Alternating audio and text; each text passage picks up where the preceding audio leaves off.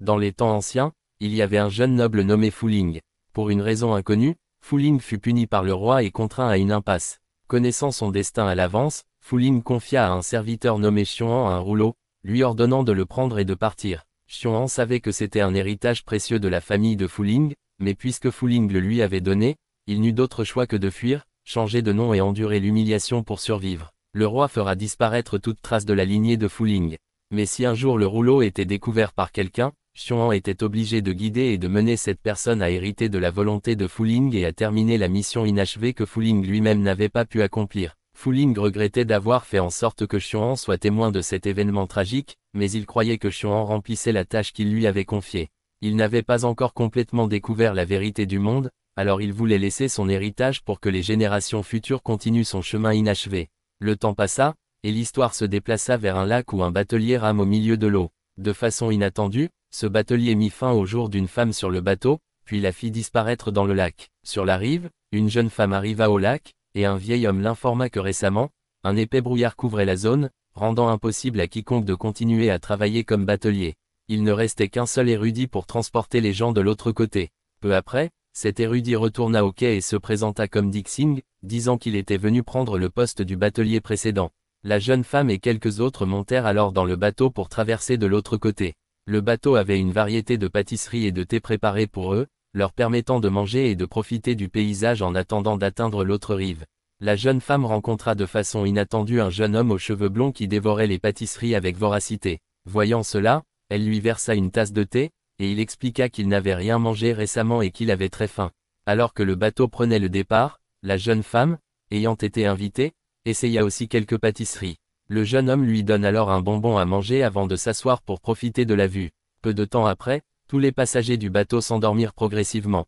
Cependant, la jeune femme se réveilla soudainement et demanda à Dixing jusqu'où ils avaient voyagé et s'ils pouvaient voir à travers le brouillard épais. Dixing commença alors à lui raconter une histoire. Il y a longtemps, il y avait un couple profondément amoureux, mais en raison de différences de statut social, les parents de la fille l'obligèrent à rompre avec le jeune homme qui n'était qu'un pauvre érudit. La séparation forcée brisa le cœur de la jeune femme, la conduisant à tomber malade et à décéder.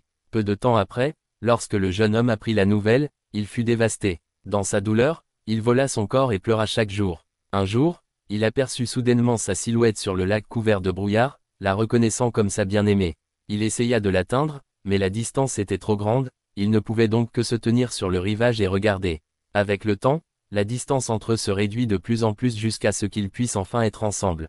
Le jeune homme la suivit dans le mystérieux lac. Cependant, Dixing croyait que le savant n'avait pu se retrouver avec sa bien-aimée que parce que sa propre force vitale s'éteignait, leur permettant de se rencontrer une fois que sa vie aurait pris fin. Le jeune homme aux cheveux blonds, s'étant réveillé à ce moment-là, accusa Dixing d'essayer de faire le contraire en utilisant les vies des vivants pour combler le fossé entre les royaumes des morts et des vivants. Il révéla le stratagème de Dixing qui consistait à altérer les pâtisseries et se moqua de l'idée qu'un tel tour bon marché puisse le tromper. À ce moment-là, une autre personne arriva, dirigeant un bateau plus près.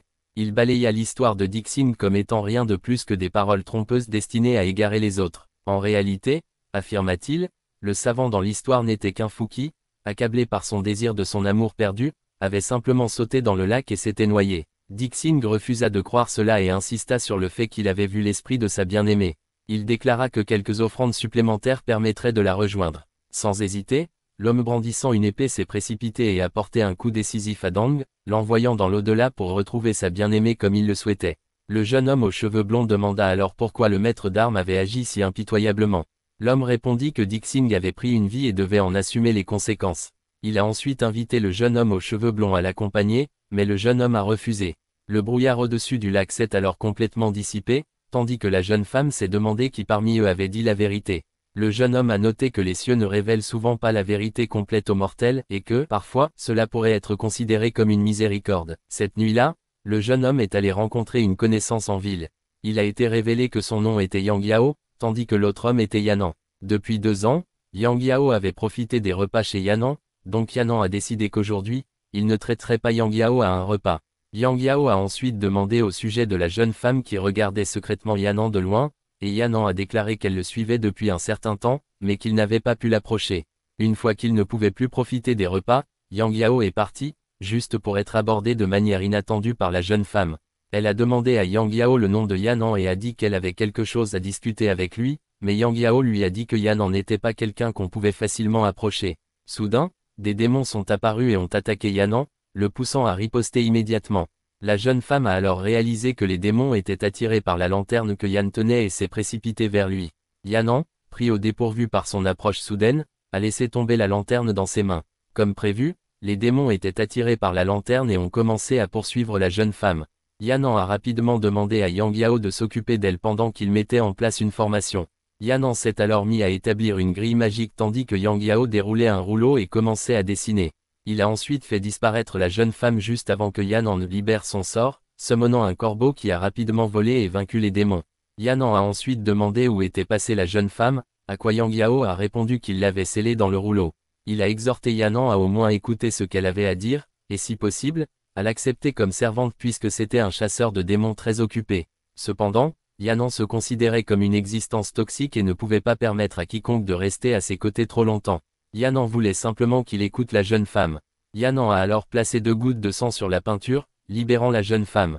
Elle était ravie enfin rencontrer Yanan en personne. Quand il lui a demandé son nom, elle a répondu que quelqu'un comme lui ne devrait pas s'inquiéter de connaître le nom de quelqu'un qui ne reviendrait pas. Elle aspirait à lui témoigner sa reconnaissance avant de se changer en une petite coupe de vin. Yanan se souvint soudain que des années auparavant, lors d'un voyage de travail, il avait trouvé une jeune femme décédée au bord de la route. Il l'avait enterrée et a placé cette tasse de vin au sommet de sa tombe. Il semblait qu'elle était maintenant retournée simplement pour exprimer sa gratitude. Yang Yao a réalisé qu'il avait appris quelque chose aujourd'hui, le désir des vivants pour les morts conduit à la décomposition, tandis que le désir des morts pour les vivants leur permet de s'épanouir. Yang Yao a ensuite invité Yanan pour un repas, mais Yanan savait trop bien qu'il serait finalement celui qui paierait. Le lendemain matin, Yanan avait inopinément des visiteurs. Ces personnes ne semblaient pas ordinaires car elles étaient venues acheter une quantité importante de vin de sa maison. Après que la jeune femme aux cheveux blancs eut pris le vin, la jeune femme aux cheveux noirs a décidé de rester avec quelques-uns de leurs compagnons pendant un certain temps. La femme aux cheveux blancs lui a dit qu'elle pouvait faire ce qu'elle voulait tant qu'elle ne causerait pas de problème à leur maître, dès qu'ils ont quitté. Yan a soudain senti que quelqu'un à proximité le regardait mais il n'a pas payé beaucoup d'attention et est revenu à l'intérieur. Yan Gongyao est alors arrivé de manière inattendue, affirmant qu'il était venu féliciter Yanan. Puisque Yanan avait fait fortune en vendant un seul pot de vin la veille et avait maintenant vendu 10 fois plus, il allait sûrement devenir riche. Passant au sujet principal, Yang Yao a demandé si Yanan connaissait l'origine de ces personnes, car elles dépensaient de l'argent de manière extravagante et n'étaient clairement pas des individus ordinaires. Yan n'en était pas tout à fait sûr, mais a deviné qu'ils étaient associés à quelqu'un nommé Jin Tian. Yang Yao pensait que ces personnes étaient extrêmement ostentatoires, des cultivateurs ordinaires s'habillant généralement modestement. Pourtant, ces individus étaient parés d'or, d'argent et de vêtements luxueux. Après quelques divagations, Yang Yao a finalement atteint son véritable but, demandant de l'argent à Yanan. Il a immédiatement été expulsé de la maison. Errant dans le marché sans rien à manger, Yang Yao se sentait découragé. Il s'est alors tourné vers la jeune femme nommée Xuan Kai, demandant s'il y avait un moyen pour lui de retourner dans le royaume des esprits pour restaurer sa force chaque fois qu'il avait faim, plutôt que de devoir chercher de la nourriture comme un humain ordinaire. Xuan Kai était à l'origine un démon et travaillait actuellement pour Yanan. Elle était également assez silencieuse. Yang Yao a alors remarqué la jeune fille aux cheveux noirs du matin, qui était venue acheter du vin, ainsi que plusieurs autres qui prêchant des doctrines et promeuvent leur Jin Tian dans ce lieu. Il a trouvé leur exposition trop ostentatoire. Il a ensuite observé que les gens autour étaient prudents et les considéraient comme des fraudes. Cependant, peu de temps après, un homme a conduit son père à la jeune fille aux cheveux noirs, lui demandant son aide. Yang Yao a réalisé que c'était un acte de mise en scène et que le père et le fils faisaient partie du schéma de la jeune fille. La fille a ensuite affirmé que le père était tourmenté par des démons et a sorti un talisman Jintian pour effectuer un rituel. Le talisman est rapidement devenu rouge et a pris feu, et le père s'est immédiatement rétabli, faisant croire aux villageois autour d'eux sans aucune question. Yang Yao était surpris qu'un tel scénario artificiel puisse encore gagner la confiance du peuple. En conséquence, les villageois se précipitèrent avec empressement pour acheter les talismans afin de protéger leur maison des malheurs. Soudain, un jeune garçon pauvre s'est approché, suppliant la fille aux cheveux noirs de soigner son père, qui ne pouvait pas marcher depuis plusieurs jours. Alors qu'elle était entraînée, elle a demandé au garçon s'il avait de l'argent pour payer. Elle lui a proposé le prix le plus bas que les villageois avaient payé pour un talisman, mais le garçon n'avait pas d'argent. Yang Yao intervint alors et décida de payer au nom du garçon. Comme il n'avait pas d'argent non plus, il prévoyait d'utiliser Yan et son paiement en vin à la place. Les trois se dirigèrent ensuite vers la maison du garçon. La fille se demanda pourquoi Yang Yao les suivait, et il répondit qu'il devait observer le processus de traitement. Il demanda aussi ce que le père du garçon faisait dans la vie. Le garçon répondit que lui et son père étaient de simples agriculteurs, ce qui poussa Yang Yao à soupçonner que le père avait contracté une maladie à cause du sol. Leur maison était à l'origine un manoir abandonné qui appartenait autrefois à une famille riche, donc ils s'étaient temporairement installés là. En arrivant, Yang Yao souleva soudainement le garçon dans un arbre, lui ordonnant de rester là et de ne pas entrer dans la maison. Dès qu'il entra et vit le père du garçon, Yang Yao demanda à la fille si elle pouvait voir l'entité à l'intérieur. Elle ne pouvait que le sentir, mais ne pouvait pas le voir clairement, car ce n'était pas la nuit. Yang Yao a ensuite demandé si elle savait comment utiliser Yan et son vin,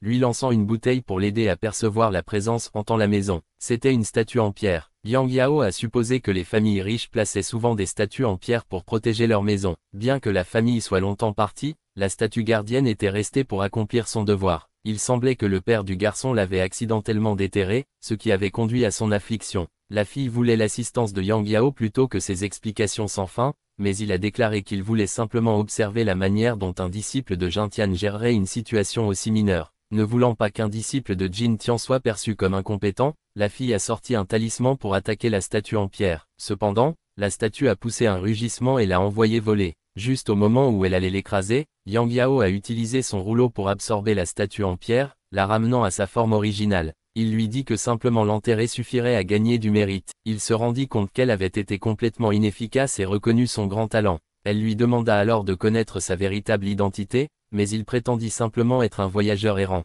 indigne d'être mentionné. Elle l'invita à rejoindre Jin Tian sous son commandement afin qu'il n'ait plus à errer le monde. Elle croyait qu'avec son talent, il pourrait acquérir gloire et fortune. Cependant, il refusa de tromper les gens pour de l'argent. La fille se mit en colère, soutenant que s'il disait la vérité, les gens ne le considéraient pas comme un monstre ou un fric. Yang Yao devait savoir à quel point le monde était injuste pour des gens comme eux. Seules des personnes comme eux pouvaient voir des démons, tandis que les gens ordinaires ne le pouvaient pas. À cause de cela, les gens ordinaires ne croyaient pas aux paroles de ceux qui avaient des capacités spéciales. Ils ne faisaient confiance qu'à ce qu'ils venaient de voir et à ce qu'ils croyaient, tandis que ceux qui avaient des capacités spéciales étaient méprisés et ostracisés. Et pourtant, des gens comme eux devaient toujours protéger les humains. Qu'est-ce qui donnait aux humains le droit de leur faire endurer une telle injustice? Il affirmait que Jin Tian était celui qui avait réclamé l'équité pour des personnes comme elle. Elle acceptait donc de devoir mentir si nécessaire, mais Yang Yao n'était pas d'accord avec cela. Il croyait que tant qu'il suivait ses propres principes, c'était suffisant, il n'y avait pas besoin de se conformer aux principes du ciel et de la terre. Plus tard, ils rencontrèrent la fille qui avait précédemment observé Yan et son nom était Gélé.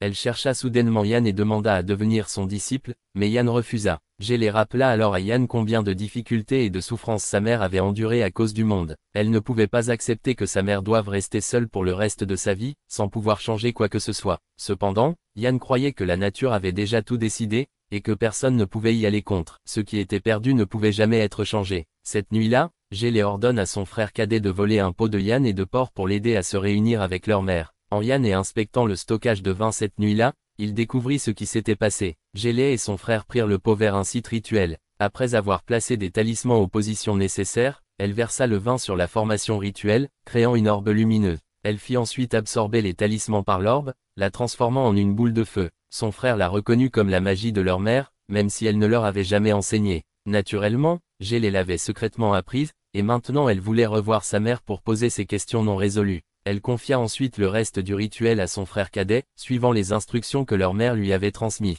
Peu de temps après, Gélé se précipita soudainement vers Yan pour demander de l'aide. Yan se rendit compte que le vin volé avait causé une sorte de désastre. Yan Yao, qui avait dormi sur un toit voisin, avait également entendu le tumulte. Gélé admit avoir volé le vin mais implora Yan de l'aider, car son frère était innocent et n'avait aucune part dans son méfait. Yan est parti, non pas pour l'abandonner, mais pour aider. En chemin, il lui demanda quel était son véritable objectif. Elle confessa qu'elle voulait simplement voir sa mère une dernière fois. Cependant, Yan lui dit que les morts étaient morts et que les vivants devaient continuer. Mais Gélé n'était pas prête à accepter cela. Elle avait une fois entendu dire que sa mère était incroyablement belle et avait des yeux doux. Pourtant, à cause d'une seule trahison, sa mère avait changé radicalement, vivant pour toujours dans la solitude avec un cœur aussi froid que des cendres. Yan dit que rien ne se passe jamais comme on le désire, donc ce qui était dans le passé devait rester dans le passé. Ils arrivèrent sur le site du rituel, Yan en fut étonné que les deux enfants aient réussi à accomplir autant. Il vit alors l'esprit vengeur de leur mère et attaqua immédiatement pour la chasser de son frère cadet. Cependant, elle se remit rapidement et commença à riposter contre Yan. Elle dit à Gélé de prendre son frère et de partir, mais elle se retourne soudainement contre lui, saisissant un marteau et frappant la formation rituelle. L'impact produisit une résonance qui causa de graves maux de tête à la fois à l'esprit vengeur et à son frère. Elle déclara ensuite qu'elle n'avait jamais vraiment tenu à son frère. Elle croyait qu'il était indigne d'être le fils de leur mère, donc elle l'utilisait comme élément central du rituel. Parce qu'elle vénérait profondément et chérissait leur mère, elle était prête à tout pour préserver l'héritage et l'honneur que leur mère chérissait. Elle a tapé plusieurs fois sur le tambour, amplifiant les résonances de manière significative. Yanan essaya de sortir son frère de la formation rituelle, mais il était également piégé à l'intérieur. Après les battements de tambour implacables, l'esprit vengeur de leur mère disparut soudainement. Gélé blâma alors Yanan pour la disparition de sa mère, poussant son frère dans une rage incontrôlable,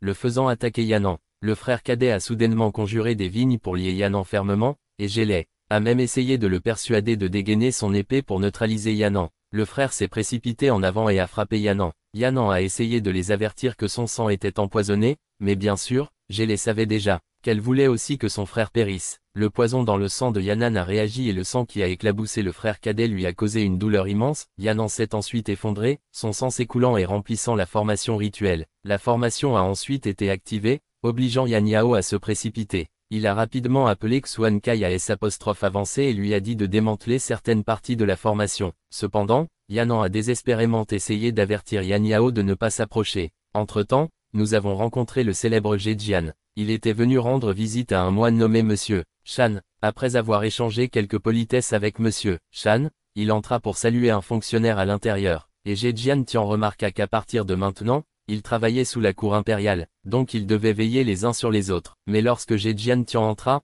Monsieur Shan sourit et fit remarquer qu'il n'était rien d'autre qu'un singe portant un chapeau d'homme, et tôt ou tard, il lui montrerait ce qu'était vraiment la vraie fortune. Pendant ce temps, Yan Yao avait emmené Yanan dans un endroit sûr. Quand Yanan reprit connaissance, il demanda où ils étaient et combien de temps il avait été inconscient. Yan Yao lui dit qu'il n'avait été inconscient que pendant un court moment, et que cet endroit semblait être sous l'autel, avec un passage devant. Lorsque Yan Yao essaya d'aider Yanan à se déplacer, Yanan le mit en garde de ne pas toucher son sang venimeux. Cependant, Yan Yao plaisanta en disant qu'il avait peut-être une constitution particulière qui pouvait résister au poison. Yanan insista sur le fait que personne ne pouvait résister à son sang. Il raconta alors à Yan Yao l'histoire d'un célèbre guérisseur de la génération précédente, dont Yan Yao avait déjà entendu parler. Elle avait passé sa vie à aider d'innombrables personnes et avait promis de guérir le sang venimeux de Yanan. Mais à la fin, même elle ne pouvait pas résister au poison et décéda de manière inattendue. Ce guérisseur était la mère de Yanan. À cause de cela, Yanan croyait qu'il ne pouvait jamais entrer en contact avec des gens ordinaires. Yan Yao ne pouvait que soupirer et ensuite dérouler un rouleau spécial, enveloppant Yanan dedans. Il expliqua que ce rouleau était imperméable et ignifuge, de sorte qu'il pouvait porter Yanan sans se soucier de toucher son sang. Alors que Yan Yao portait Yanan, il demanda des nouvelles des deux enfants d'avant. Yanan expliqua qu'ils étaient les enfants d'une certaine dame et avaient hérité de certaines des griffes de leur mère. Cette dame avait été une célèbre chasseuse de démons, mais comme cela remontait à 30 ans, Yan Yao n'en avait probablement jamais entendu parler. Les deux découvrirent finalement une porte massive. Quand Yan Yao la poussa, elle s'ouvrit de manière inattendue. Cependant, en entrant, ils trébuchèrent sur le haut seuil et tombèrent. Yanan examina les fresques sur les murs pendant que Yan Yao remarquait une immense épée enchaînée. Curieux de savoir ce que faisait Yanan, Yan Yao jeta un coup d'œil à lui et le vit fixant intensément les fresques, ayant l'air assez étonné. Yan Yao courut alors examiner les fresques lui-même et trouva des inscriptions, indiquant que ces peintures décrivaient les 12 généraux du clan Yin Yin. Yanan semblait reconnaître ces noms et avait du mal à croire ce qu'il voyait. Il était si stupéfait qu'il demanda à Yan Yao de l'aider à sortir par l'entrée principale. Lorsqu'ils sortirent, ils furent choqués de découvrir que c'était le même hôtel que la nuit précédente. Cependant, au lieu d'être en ruine, il avait été entièrement restauré dans sa grandeur d'origine. Yan Yao refusa de croire qu'il s'agissait d'une illusion car tout semblait trop réel. Bien que Yan en savait que ce n'était pas une illusion, il ne pouvait pas accepter que cet endroit soit réel. Comme le clan Yin Yin avait disparu sans laisser de traces dans l'Antiquité, soudainement, une femme apparut. Elle était la mère de Gel, Lady Fueling. Elle reconnut Yanan et, en voyant ses blessures, proposa de le soigner. Elle s'enquit également de Yan Yao, à quoi Yanan l'introduisit comme un ami. En marchant, Yan Yao s'émerveilla de la façon dont les ruines de la nuit précédente étaient si magnifiques. Il se demanda aussi comment Fueling connaissait Yanan. Yanan expliqua qu'il l'avait visité avec son père quand il avait 5 ans. Pourtant, d'une certaine manière, elle le reconnut encore après toutes ces années. Yan Yao trouva également difficile de croire que Fueling, malgré ses 2 enfants, avait l'air si jeune. Yanan ne pouvait prendre les choses que comme elles venaient. Fueling a ensuite convoqué un grand nombre de médecins pour traiter Yanan. Il les a avertis de son sang toxique, craignant que cela ne leur nuise. Fueling a ordonné à ceux qui étaient expérimentés et connaissaient l'état de Yan'an de rester tandis que les autres étaient priés d'attendre dehors. 3 médecins sont restés, assurant à Yan'an qu'ils étaient bien conscients de la nature de son sang, et qu'ils seraient prudents afin de ne pas commettre d'erreurs qui l'obligeraient à leur faire du mal sans le vouloir. Ils ont préparé toutes les mesures nécessaires pour éviter tout contact direct avec son sang. Une fois tout réglé, ils ont pris congé, permettant à Yan'an de se reposer et de récupérer. Quelque temps plus tard, alors que Yan'an se rétablissait, une servante est soudainement arrivée, incitant Yang Yao à sortir et à enquêter. La servante a rapporté que quelqu'un avait livré une lettre pour Yan'an. L'expéditeur était une jeune fille de son âge, portant une lanterne et un grelot à son pied. Cependant, la lettre était vierge, laissant Yang Yao perplexe quant à son contenu. Mais Yan'an a demandé à la voir, et au moment où il l'a tenue, il a compris que le message venait de son père. Yang Yao courut alors dehors pour vérifier la situation, et fut surpris de voir que tout semblait différent de ce dont il se souvenait. Soudain, une vieille femme reconnut qu'il venait de la résidence de Dame Fuling, et supposa qu'il était un invité d'honneur. Elle le croyait également exterminateur de démons, exprimant une profonde gratitude et attribuant la paix du pays à des gens comme lui.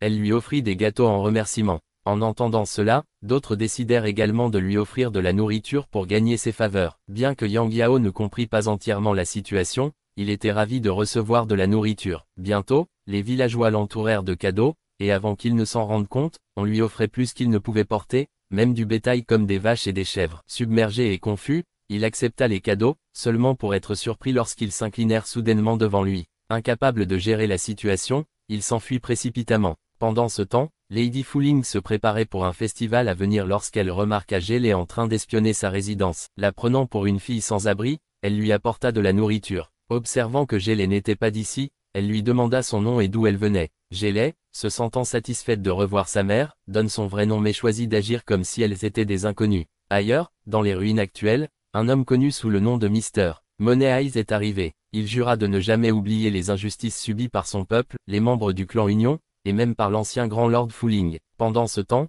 Yang Yao avait réussi à échapper aux villageois trop enthousiastes et haletant d'épuisement. Bien que recevoir des cadeaux soit agréable, quelque chose lui semblait étrange. Les gens l'avaient désigné comme un membre du clan Union, ce qui le troubla. Puis, en entendant le son de l'eau qui coulait à proximité, il saute sur un mur pour enquêter. Ne voyant rien d'autre qu'une cour ordinaire, il ferma les yeux pour se concentrer sur son ouïe. Soudain, il perçut des images étranges et sauta, seulement pour tomber directement dans l'eau. Émergeant de la surface, il réalisa que la zone dans laquelle il était tombé était complètement différente de ce qu'il avait vu auparavant. Alors qu'il explorait l'endroit mystérieux, il s'émerveille de son existence. En même temps, Yang Yao s'était rétabli suffisamment pour marcher et regardait le ciel lorsque Yang Yao est revenu. Curieux, Yang Yao a demandé ce qu'il faisait. Yang Yao a expliqué qu'il avait essayé d'invoquer son oiseau mais qu'il ne se montrait pas. Bien que l'oiseau lui appartienne, il ne l'avait jamais réellement élevé. Yang Yao a plaisanté en disant que toute créature capable de nouer un lien avec Yang devait avoir une capacité extraordinaire à le comprendre. Il a demandé le nom de l'oiseau, mais Yang Yao a admis qu'il ne l'avait jamais nommé. Yang Yao a soutenu que même des créatures comme la bête spirituelle Xuan Kai avaient des noms, donc chaque être devrait en avoir un. Passant à un autre sujet, Yang Yao voulait que Yang Yao voie quelque chose. Il s'est délibérément coupé la main, ce qui a conduit Yang Yao à le gronder pour avoir créé plus de blessures. Cependant, Yang Yao voulait lui montrer que, étrangement, son sang ne faisait plus flétrir les êtres vivants comme les plantes. Yang Yao supposait que le poison de Yang Yao avait disparu et s'approcha pour le toucher, mais Yang Yao l'arrêta, refusant de le laisser prendre un risque si imprudent. Puis, Yang Yao montra à Yang Yao quelque chose d'amusant. Il le fit soudain tomber directement dans le même étang qu'il avait découvert plus tôt. Yang Yao était choqué qu'une simple cour soit devenue un plan d'eau. Yang Yao expliqua que nager dans une direction les ramènerait à leur emplacement d'origine, mais qu'il y avait un autre chemin à explorer. Curieux, ils le suivirent et arrivèrent à un marché en périphérie. Puisqu'il n'avait aucune idée de l'endroit où il se trouvait, Yang Yao s'approcha d'une jeune femme et demanda des directions pour se rendre chez Lady Fuling. Elle leur dit que c'était au nord, mais Yang trouva cela étrange. En se basant sur leurs mouvements précédents,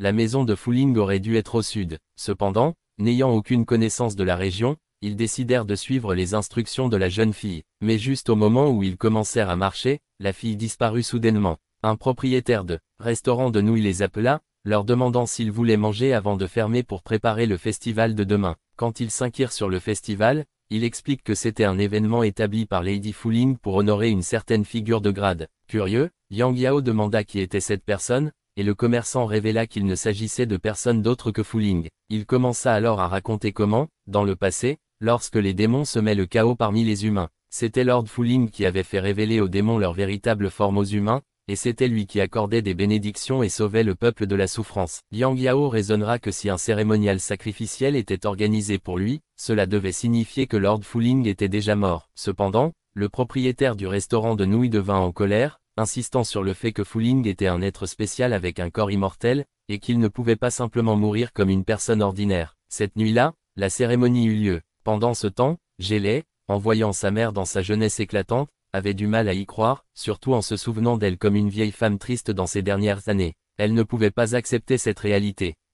Shan, qui était également présent de manière inattendue, remarqua que si même Gélé ne pouvait pas l'accepter, alors comment pourrait-il envisager de faire face à cette époque? En même temps, Yanan révéla à Yang Yao que dans le passé, les exterminateurs de démons comme eux faisaient partie du clan Yin Yin. Cependant, l'essor et la disparition soudaine de l'âge d'or des exterminateurs de démons n'avaient aucun indice ni explication. Soudain, au milieu de la cérémonie, une forte rafale de vent souffla. Reconnaissant l'aura de ce vent, Yanan le poursuivit, seulement pour découvrir qu'il avait disparu soudainement. Yang Yao a suivi aussi et s'est rendu compte que le vent semblait être l'oiseau de Yanan. Elle a conseillé à Yanan de lui donner un nom au lieu de l'appeler simplement de manière vague. Yang Yao a ensuite remarqué que le ciel s'était soudainement éclairci, même si la nuit n'avait fait que commencer. Tous deux se sont approchés d'un local et ont demandé des informations sur la cérémonie, seulement pour se voir dire que le rituel aurait lieu demain. La vieille femme qui avait donné des gâteaux à Yang Yao pensait aussi qu'ils étaient des étrangers. Lorsque Yang Yao a essayé de lui rappeler qu'elle lui avait donné des gâteaux plus tôt,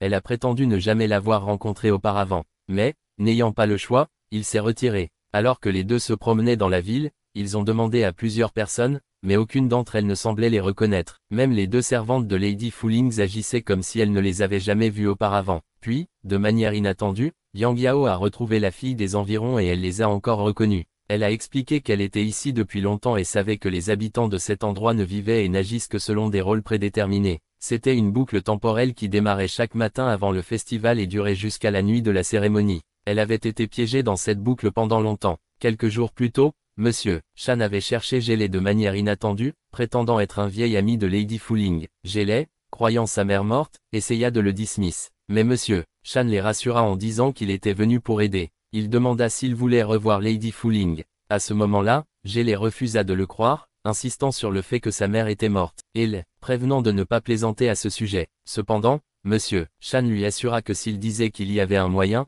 alors il y avait en effet un moyen. Il demanda ensuite s'il avait déjà entendu parler de l'ère du clan Yin Yin, la période la plus glorieuse pour les exterminateurs de démons. Gélé admit que sa mère en avait parlé auparavant, mais personne d'autre autour d'eux ne l'avait jamais mentionné. Elle savait que c'était un temps durant lequel les gens respectaient et admiraient profondément les exterminateurs de démons, mais elle n'avait aucune idée de ce qui s'était passé ensuite ni pourquoi cela avait été oublié par l'humanité.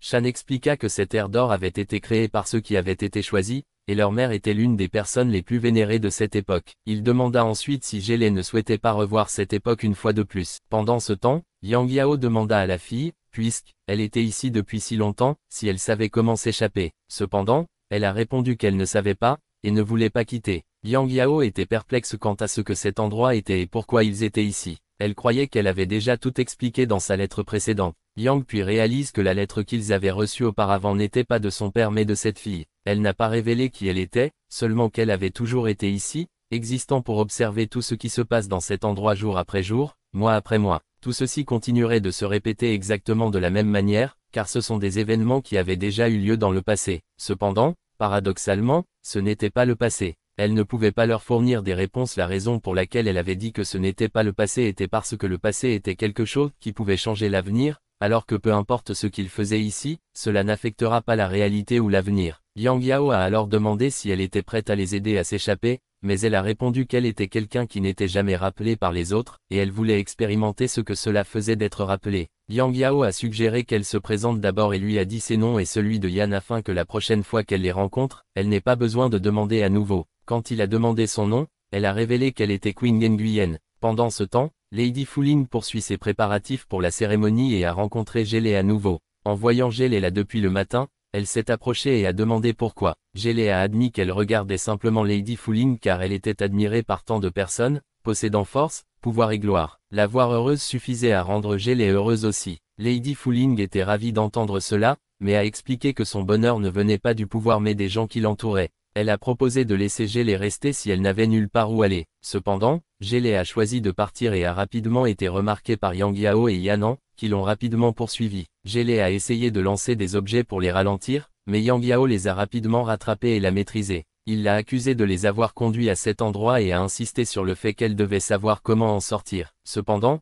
elle a refusé de parler. Tout à coup, une silhouette masquée est apparue et a attaqué Yang Yao. Alors que Yang Yao esquivait, la silhouette a saisi Gélé et s'est échappée, lançant une dague pour entraver leur poursuite. Yang Yao a tenté d'appeler Quan Kai pour attaquer, mais Quan Kai n'est pas apparu. Yanan a commencé à trouver cela étrange, réalisant que leur capacité spéciale semblait inefficace dans cet endroit. Les deux se promenaient dans la ville pendant que Yanan réfléchissait à leur situation. Yang Yao a souligné que leur pouvoir venait d'influences externes, et puisque seuls étaient entrés dans cet endroit alors que la source de leur pouvoir ne l'avait pas fait, c'était pourquoi leur capacité ne fonctionnait pas. Cependant, après la cérémonie, Yanan avait de nouveau perçu son oiseau à travers le vent. Cela a amené Yang Yao à déduire que la source du vent devait être l'intersection entre deux mondes. Pendant ce temps, Gélé demanda à la silhouette masquée qui il était et pourquoi il l'avait sauvé. La silhouette, qui semblait gravement blessée, ne voulait pas qu'elle voie son visage et S' enfui. Il s'est ensuite effondré et a été pris en charge pour des soins par Monsieur Shan. La silhouette masquée n'était autre que le frère cadet de Gélé. Il tenait profondément à sa sœur et savait qu'elle était têtue et déterminée à hériter de l'héritage de leur mère. Cependant, il s'y opposait parce qu'il craignait qu'elle ne suive le chemin tragique de leur mère. Shan a rétorqué que le frère cadet était têtu parce que Gélé n'était même pas capable d'hériter de l'héritage de Lady Fu Ling, elle n'était qu'une enfant adoptée. Le véritable héritier, c'était lui. Le frère cadet, réalisant que Monsieur Shan le savait, a demandé pourquoi il avait amené Gélé ici. La véritable intention de Monsieur Shan était d'utiliser Gélé comme moyen de faire pression indirectement sur le frère cadet pour qu'il continue l'héritage de leur mère. Si c'était ce que sa sœur voulait, alors le frère cadet était prêt à aider Monsieur Shan. Pendant ce temps, Yang Yao a identifié une faille et a élaboré un plan bien pensé. Il a réalisé où la boucle temporelle commençait, donc il a raisonné que s'il commandait un repas somptueux à la fin du cycle, au moment où la boucle redémarrera, personne ne se souviendrait et il n'aurait pas à payer. Yanan était stupéfait par le raisonnement de Yang Yao et se demanda pourquoi il ne l'avait pas encore coupé. Il rappela ensuite à Yang Yao que le restaurant allait fermer et ne le laisserait pas accumuler une note. Alors qu'il luttait pour trouver une issue, Yang Yao avait toujours l'état d'esprit de penser à la nourriture. Yang Yao a soutenu que puisqu'il ne pouvait pas partir, il devrait au moins bien vivre pendant qu'ils étaient coincés ici,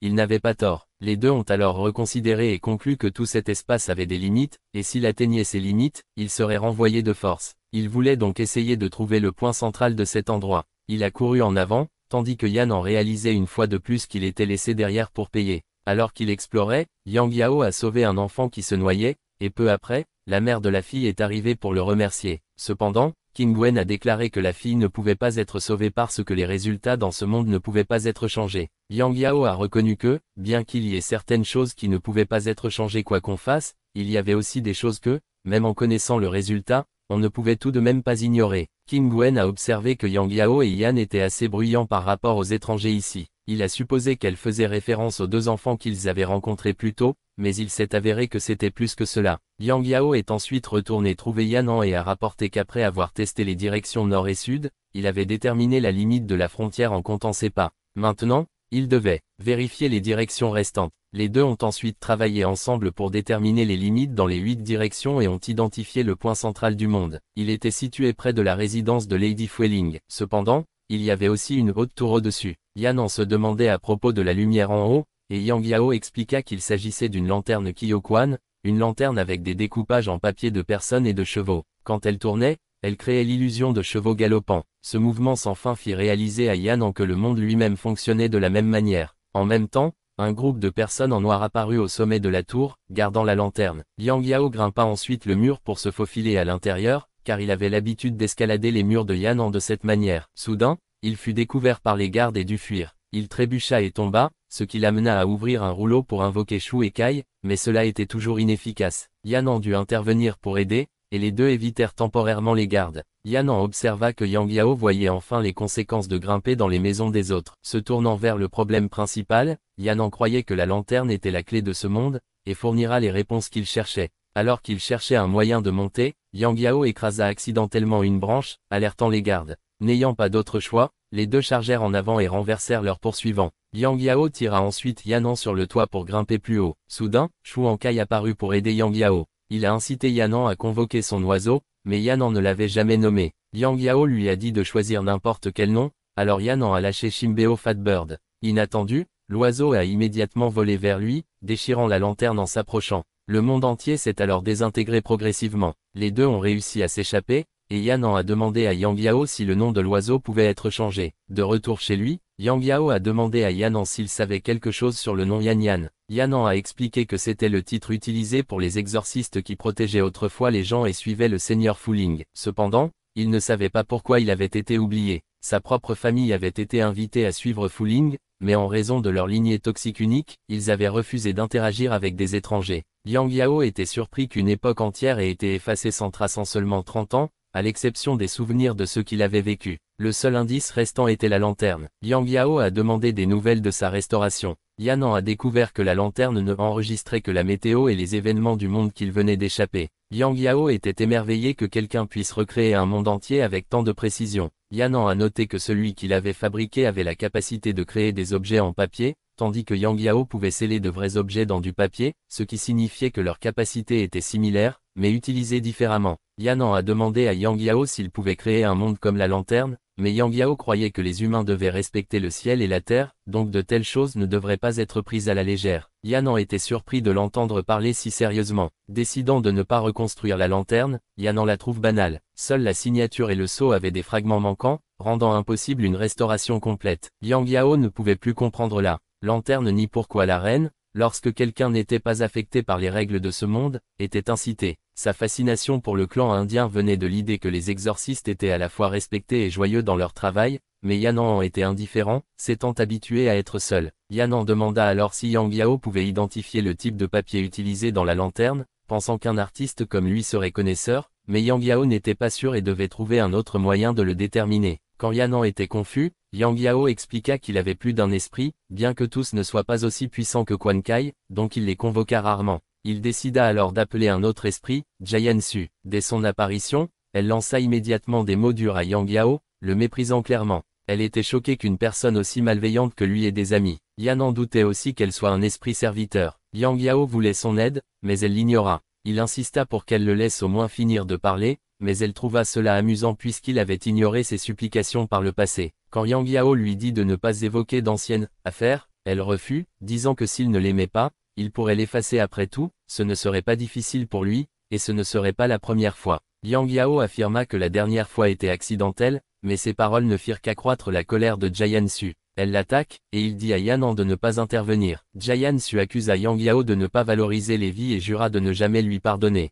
Même en l'enfermant à nouveau, elle déclara qu'elle ne lui pardonnerait jamais de lui avoir sacrifié cet enfant. Yan'an demanda pourquoi Jiansu le détestait tant, et qui était cet enfant. Yang Yao expliqua que son rouleau pouvait sceller n'importe quoi, donc il était maintenant prudent avec son pinceau. Cependant, dans sa jeunesse imprudent, il avait déjà dessiné quelque chose d'interdit, un être vivant. Cet enfant était Zilan. Dans le passé, Jiansu avait été très proche de Yang Yao, agissant comme son assistant et lui enseignant le potentiel de son rouleau. Curieux de savoir s'il pouvait sceller des objets inanimés, il l'a testé en dessinant un brocoli et prévoyait d'ajouter des yeux. Cela a conduit à la création accidentelle de Zilan, un brocoli vivant et senti. Il avait encore le dessin de Zilan avec lui. À l'époque, il n'avait pas pu comprendre ce qu'il avait fait et avait envisagé de faire disparaître Zilan, le trouvant contre nature. C'était pourquoi Jiansu le détestait, elle croyait qu'il avait créé la vie sans réfléchir et l'avait ensuite rejeté à sa guise. Pour elle, que signifiait la vie pour lui? Était-ce dicté par ses caprices? Si c'était le cas, il n'était pas mieux qu'une bête. Yang réalisa que Yang Yao n'avait pas réellement effacé Zilan, mais puisqu'il ne connaissait pas sa localisation, il ne pouvait pas se réconcilier avec Jiansu. Cette nuit-là, Yang Yao réfléchit à cela, créer Zilan était son erreur, mais le laisser vivre était-il vraiment le choix responsable? Alors qu'il se battait avec ses pensées, Jiansu s'est soudainement libéré du rouleau et a pris le contrôle de son corps. En découvrant que Zilan n'avait pas été effacé, elle l'a forcé à regarder Zilan pour l'appeler. Quand Zilan est apparu, Jiansu l'a ordonné de fuir, et seulement alors elle a libéré Yang Yao. Quand il a demandé pourquoi elle faisait cela, elle est restée silencieuse et est retournée au rouleau. Plus tard, ils ont rencontré deux étudiants de Jintian, un Ling, le chevelu blanc, et Shu, la fille aux cheveux noirs. Ling se demanda pourquoi Shu avait économisé autant d'argent, à quoi elle répondit qu'elle voulait accumuler de la richesse pour changer sa vie. Ce n'est qu'avec de l'argent et de la célébrité que les gens la respecteraient, tout comme leur Jintian était vénéré par des milliers. Ayant grandi dans la pauvreté, elle était devenue obsédée par l'argent, car les pauvres, même dans la mort, étaient invisibles et sans importance. Cependant, Lin croyait que toutes les vies étaient les mêmes et pas différentes des animaux sauvages, que les humains meurent ou non. Ils n'étaient pas différents des plantes ou des bêtes qui périssent. Ce matin-là, Yang Yao est parti à la recherche de la terre de Roman 11. Dans le passé, Jiansu l'avait réprimandé pour avoir créé une nouvelle vie sans réflexion approfondie. Il trouvait Ziyan plutôt doux, mais Jiansu lui avait donné un coup pour l'avoir blessé. Le fait que Ziyan puisse ressentir la douleur signifiait qu'il avait aussi la capacité d'expérimenter la naissance, le vieillissement, la maladie et la mort comme tout autre être vivant. Yang Yao cherchait Ziyan partout où il pouvait, mais les gens pensaient probablement qu'il était fou de chercher du brocoli avec des yeux. Il s'était aussi demandé une fois si Ziyan mangeait ou buvait et avait découvert qu'il ne mangeait pas de légumes, peut-être parce que cela équivaudrait à manger sa propre espèce, mais il aimait les œufs de 100 ans. À cette époque, Jiansu avait forcé Zilan à devenir indépendant en le faisant utiliser des baguettes pour prendre la nourriture. Peu importe à quel point Zilan essayait, il ne pouvait pas le faire, alors Yang Yao voulait aider. Cependant, Jiansu était très strict, incarnant l'essence d'une typique mère asiatique. Dans le présent, Yang Yao demanda soudainement à un groupe d'enfants et apprit où se trouvait Zilan. Dans le passé, il y avait eu un moment où Yang Yao était resté avec Zilan dans un temple abandonné. Il avait déjà eu du mal à prendre soin de lui-même, et maintenant il avait accueilli un enfant parasite comme Zilan. Souhaitant aider, Zilan lui avait apporté des oignons et de l'ail, mais il les avait écartés comme de la nourriture qui ne le rassasiera pas. Se sentant coupable, Zilan ne pouvait que bouder dans un coin. Inattendu, Yang Yao pensait qu'il ressemblait à une délicieuse assiette de brocoli, et quand Jiansu revint avec du poisson pour lui, elle l'a trouvé mordant la tête de Zilan, ce qui la poussa à intervenir rapidement. À ce moment-là, Yang Yao a remarqué qu'un jeune garçon était harcelé et appelé un monstre par un groupe d'enfants. Cela lui a rappelé quand Zilan avait été découvert par les villageois et étiqueté comme un monstre. Même il avait été impliqué, considéré comme un complice de monstre, et chassé par les villageois, le forçant à fuir avec Zilan dans ses bras. Quand Jiansu est revenu, elle lui a conseillé d'ignorer ces villageois ignorants car il n'avait aucune idée. Il ressentait une profonde peur à la pensée que la vie qu'il avait créée pouvait se transformer en quelque chose de terrifiant. Alors que Zilan était un être qu'il avait créé, quelque chose qui ne devrait même pas exister dans ce monde, il sentait qu'il était de sa responsabilité de l'éliminer. Pendant ce temps, une Shu arriva dans un village pour avertir les villageois à propos des 3 mois de fortes pluies et d'inondations imminents, affirmant qu'elle pouvait prévenir la catastrophe à condition qu'il lui paie un petit tarif. Les villageois, croyant que la pluie et les tempêtes étaient dictées par la nature, voyaient une Shu comme une fraude. Après tout, ils n'avaient même jamais entendu parler de Jin Tian, qu'elle servait. Aling lui conseilla de ne pas être trop hâtive, car cet endroit était loin de la résidence de Jin Tian, il était donc naturel que les villageois soient dans l'ignorance. De sombres nuages s'amoncellent bientôt dans le ciel. Aling a noté que s'il trouvait que la pluie était suffisamment désastreuse, il viendrait chercher de l'aide. Elle est ensuite allée à l'intérieur et a mis en garde un Shu contre l'action trop impulsive à l'avenir. Si les gens n'éprouvent pas d'abord des difficultés, ils ne seraient pas disposés à dépenser de l'argent sur eux. Ils devaient laisser les eaux des inondations s'élever pendant quelques jours avant d'offrir leur service. Ce n'est que, lorsqu'ils ont accordé aux gens l'espoir dans leurs moments les plus sombres qu'ils seraient considérés comme des saints vivants. S'ils émettent des avertissements de choses désastreuses alors qu'ils étaient encore paisibles, ces imbéciles ignorants, Aling a averti que le seau ne devait pas entrer en contact avec l'eau, car il perdrait son effet s'il le faisait. Un Shu a pensé que Aling s'inquiétait trop car la créature était emprisonnée et enveloppée dans un tissu imperméable, ce qui rendait impossible pour l'eau de l'atteindre. Cependant, il était préférable d'être prudent parce que si quelque chose allait mal, il ne serait pas en mesure de prendre la responsabilité du chaos que le monstre allait causer. Le lendemain matin, un Shu se rend dans un autre village au-delà de la portée de la tempête. Là, elle trouva un groupe d'enfants qui se moquaient de Zilin. Zilin se transformait en un arbre pour les effrayer, mais il n'était pas effrayé. Un Shu et ses compagnons devaient intervenir pour les arrêter et emmener Zilin. Zilin pouvait même parler et les villageois la virent immédiatement comme une arnaque, alors elle saisit la tête de Zilin,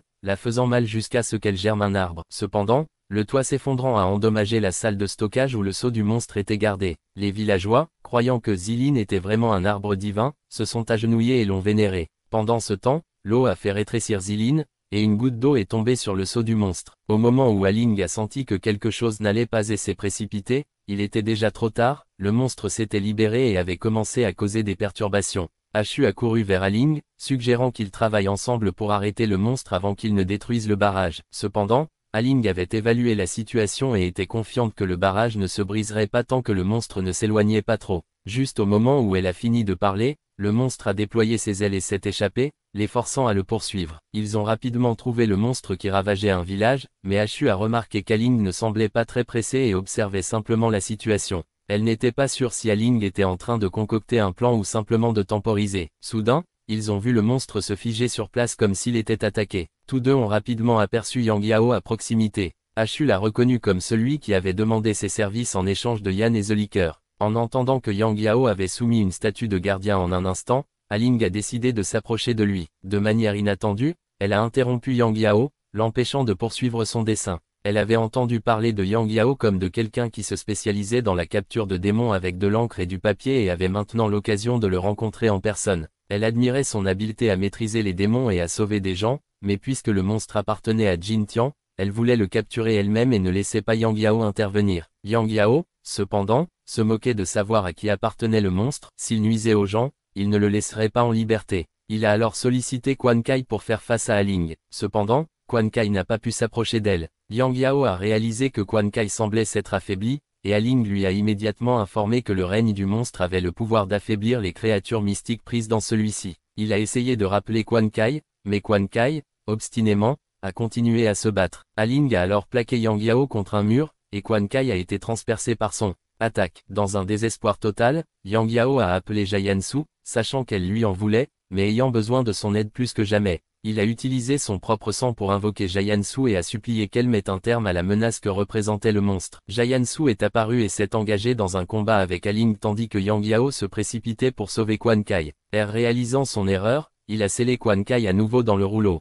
Alors que Jayansu combattait, elle a soudainement remarqué Zila à proximité et l'a rapidement enroulé avec une corde. Après avoir eu la joie de revoir Zilan, elle a été prise au dépourvu lorsqu'Aling a lancé une attaque surprise, la forçant à lancer Zilan vers Yang Yao. Il a couru en avant et l'a attrapé, ne sachant pas s'il devait se sentir heureux ou troublé de revoir Zila. Jayansu était déjà gravement blessé à ce stade, et Yang Yao ne pouvait pas trouver un endroit sec pour finir de dessiner le monstre, car, bien que le papier soit imperméable, l'encre se dissolvait toujours sous la pluie. Son anxiété était ressentie par Zilan, qui grandit alors en un arbre massif et exhorta Yang Yao à sauver Jayansu. Yang Yao avait toujours craint de ne même pas être capable de se protéger, pourtant il ne pouvait pas simplement rester là à regarder ces monstres semer le chaos parmi des gens innocents. Il voulait sauver les autres, non pas par gratitude, mais parce que c'était la bonne chose à faire. Cependant, ceux qui l'avaient protégé s'étaient retournés contre lui simplement parce qu'il était différent. Aujourd'hui, il vénérait Zilan comme un arbre divin, mais demain, il pourrait le voir comme un monstre. Il se sentait coupable d'avoir amené Zilan dans un monde aussi cruel. Il ne pouvait pas supporter de voir l'enfant qu'il avait créé souffrir, pourtant il n'avait aucun moyen d'endosser ce fardeau à la place de Zilan.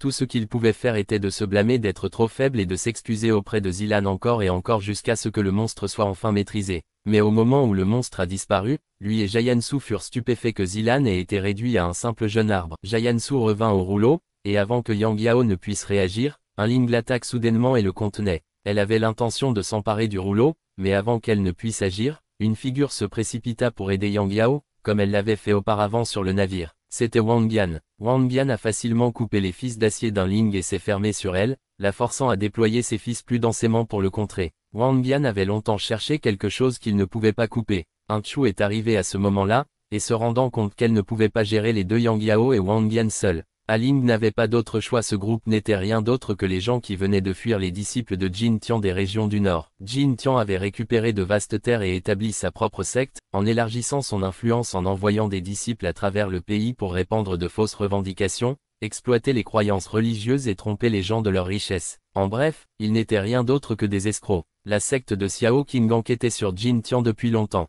Yang Yao le remercia de s'être donné la peine de se pencher sur la question. Cependant, Xiao Qing était curieux de savoir pourquoi Yang Yao s'était d'abord mêlé d'eux. Yang Yao lui parla alors de Zilan et confessa son profond regret et sa peur de faire face à Zilan, sachant qu'il avait commis une erreur en l'amenant dans le monde. Pourtant, maintenant qu'il était parti, il ne ressentait aucun soulagement, seulement un vide. Xiao Qing croyait que Yang Yao se compliquerait la vie. Au lieu de se noyer dans le regret, il aurait simplement dû demander à Zilan s'il regrettait d'être né, quelle responsabilité il lui devait vraiment, et comment il percevait les gens autour de lui. Il a clairement souligné que Yang Yao n'avait pas peur de Zilan ni des opinions des autres. Ce qu'il craignait vraiment, c'était son propre pouvoir, le fait que son rouleau pouvait créer la vie elle-même. Mais le destin de chacun devrait être entre ses propres mains, et il n'y avait pas de raison de regretter cela. Zilan avait choisi de se sacrifier pour le sauver en utilisant ses propres capacités. Pourtant, voici Yang Yao, effrayé par son propre pouvoir, il était totalement ridicule. Leur capacité était accordée par les cieux pour neutraliser les menaces et protéger le peuple, et non pour être ridiculisé par les autres. Le roi Xiao a alors fait remarquer qu'il avait mal jugé Yang Yao,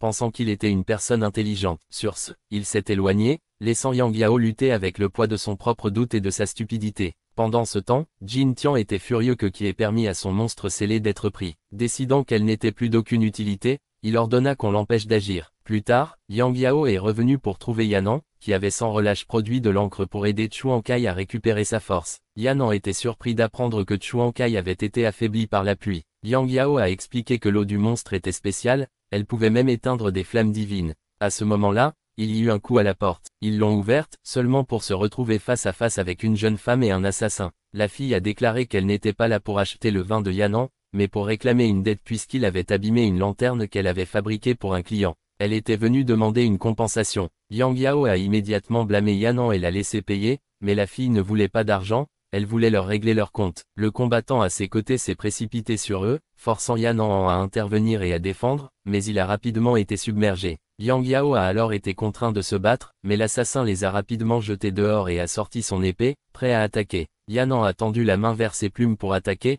mais la fille lui a rappelé que son assassin mourrait encore s'il entrait en contact avec le sang de Yanan. À cause de sa pitié, Yanan s'est effondré sous l'impact du coup. Juste au moment où la fille s'apprêtait à l'écarter du combat, Yang Yao s'est précipité vers eux, mais le fil rouge de la fille a soudainement été transformé en un oiseau et a pris son envol. À la surprise de tous, elle a alors baissé la tête, s'est excusée auprès de Yanan et a supplié son aide. Yang Yao était complètement déconcertée. Une fois à l'intérieur, elle se présente comme Xingji, d'une nation de l'Est. Yanan reconnut sa famille comme un clan spécialisé dans le renseignement et le commerce d'informations. Elle admettait sa faute et demanda pardon à Yanan, mais Yang Yao resta méfiante, croyant qu'elle était une fraude. Cependant, elle révéla qu'elle savait que l'esprit de Yang Yao était blessé et qu'il était actuellement traité à l'intérieur de la maison. Elle affirma qu'elle pouvait aider à guérir Xuan Kai, mais Yang Yao la dismisse, croyant que plonger Xuan Kai dans de l'encre pendant quelques jours suffirait à sa guérison. Xingji se moqua de son encre, la qualifiant de bon marché et indigne d'être considérée comme un véritable remède pour Xuan Kai. Elle proposa alors un marché, si Yang Yao l'aidait,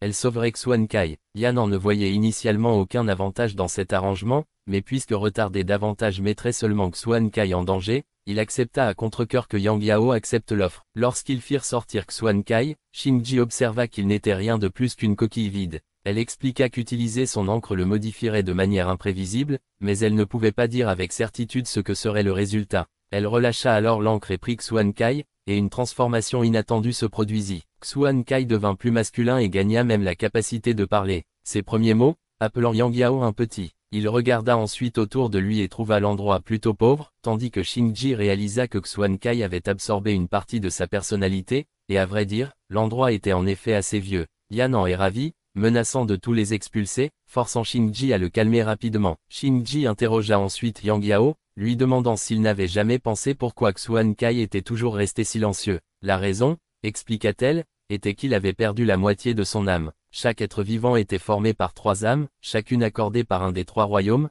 le ciel accordait le respect, la terre fournissait la tradition, et l'humanité façonnait l'individualité. Lorsqu'une personne mourait, ces âmes retournent dans leurs royaumes respectifs. Les monstres, cependant, étaient créés par les ressentiments persistants de l'âme humaine, ce qui les empêchait de passer à autre chose. Xuan Kai, étant une âme de terre, avait seulement conservé des capacités de combat, mais manquait de personnalité ou de parole. Elle ne savait pas où ces 2 autres âmes étaient allées, mais comme il était un esprit d'encre, il était probable que son ancien propriétaire avait utilisé son âme pour écrire quelque chose de grande importance. Xuan Kai, n'ayant aucun souvenir, n'avait aucune idée de qui était son ancien propriétaire. Xingji ne pouvait utiliser l'encre que pour empêcher temporairement sa dissolution complète, mais s'il continuait à s'appuyer sur cette méthode, il ne deviendrait finalement rien de plus qu'un simple bâton d'encre plutôt qu'un être sensible. La seule façon de vraiment le sauver était de récupérer les écrits qui avaient absorbé son âme et de les réintégrer en lui. Cependant, il n'avait aucune idée par où commencer à chercher. Xuan Kai refusait d'accompagner Xingji pour qu'elle enquête en son nom,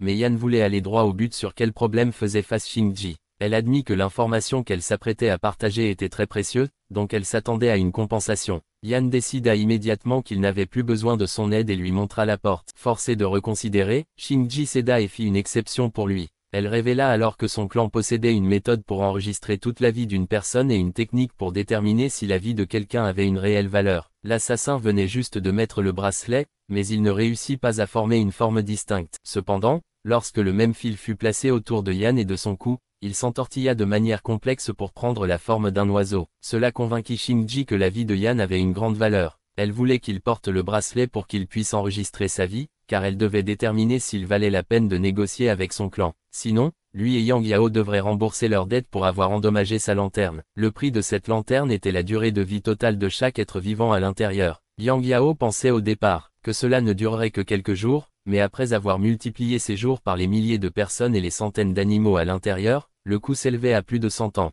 Si divisé, chaque individu perdrait 50 ans de vie, ce qui semblait encore gérable. Cependant, en entendant cela, Yan et Yang Yao pâlissent et n'eurent d'autre choix que de se conformer à la demande de Xingji pour éviter la dette. Yan accepta de l'aider, mais ne voulait pas que Yang Yao s'en tire sans contribuer. Il demanda donc si Yang Yao avait une dette à rembourser. Xingji était également curieuse de connaître la vie de Yang Yao et tenta de la mesurer avec son bracelet. Cependant, le fil disparut complètement de manière inattendue, la conduisant à conclure que Yang Yao était probablement une existence perdue dont personne ne se souviendrait. Elle demanda ensuite comment eux deux étaient entrés dans le monde de la lanterne, mais aucun d'eux ne savait. Il y avait seulement 3 façons d'entrer, l'une étant d'être personnellement amené par un membre de son clan, la deuxième de posséder une clé, ou la troisième, d'obtenir la permission du client qui avait commandé la lanterne. Le client n'était pas les 2 enfants de Lady Fuling, mais plutôt Lord Fuling, né des cieux et de la terre, vénéré dans la légende comme celui qui se tenait au-dessus de tous les autres. Aucun d'eux n'avait de lien avec Fuling, alors Xingji décida de visiter les lieux le lendemain pour des indices. Yan décida que Yang Yao l'accompagnait pendant qu'il resterait à la maison. Xingji présuma que Yan et la laisserait rester la nuit,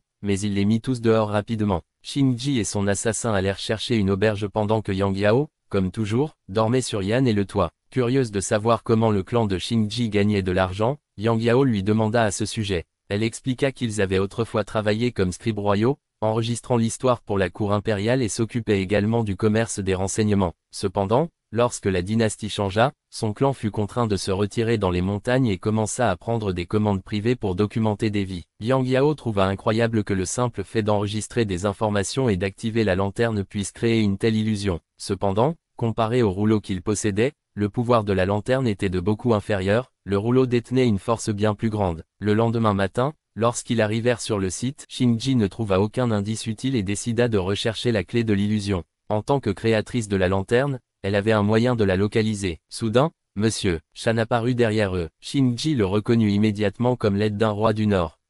Shan était aussi l'ancien maître de Xuan Kai et celui qui détenait la clé de l'illusion. Il demanda à Xingji de cesser de poursuivre l'affaire de la lanterne et révéla ensuite à Yang Yao que l'âme de Xuan Kai avait été utilisée pour écrire les archives historiques de l'époque que Yang Yao avait vécu dans l'illusion et l'époque où la tribu Yin Yin était vénérée, seulement pour être trahie et oubliée. Si Yang Yao souhaitait découvrir les secrets de cette époque, il devait le faire. Il devait se diriger vers le sud-est. Une fois qu'il aurait trouvé les textes anciens relatant cette époque, il apprendrait à la fois la vérité et comment sauver Xuan Kai. Après avoir délivré ce message, Monsieur Shan est parti. Déterminé à sauver Xuan Kai à tout prix, Yang Yao a décidé de se lancer dans ce voyage. Pendant ce temps, Ashu a reçu une mission de Jin Tan et est parti avec le 4e disciple. En entendant cela, Alinga sentit ce qui allait se passer et a demandé à Ashu si elle avait des dernières volontés. Ashu en avait beaucoup, mais Aling ne lui a permis de choisir qu'une seule. Cependant, Ashu voulait revenir avant de prendre une décision. Aling, elle aussi, espérait qu'Ashu rentrerait saine et sauve. Et avec cela,